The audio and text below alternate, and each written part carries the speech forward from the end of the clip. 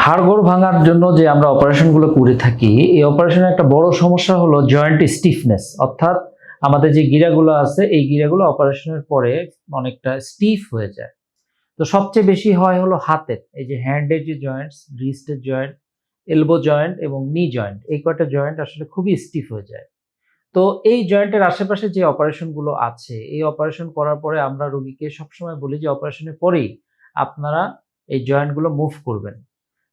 এই জয়েন্ট যদি মুভ না করা হয় তাহলে এই জয়েন্টগুলো আস্তে, আস্তে স্টিফ হয়ে যায় এবং ৩ সপ্তাহের মধ্যে যদি জয়েন্ট আ ফুল মুভমেন্টে না আসে, তাহলে কিন্তু কিছু না কিছু জয়েন্ট মুভমেন্টে প্রবলেম আজীবন থেকে যায়।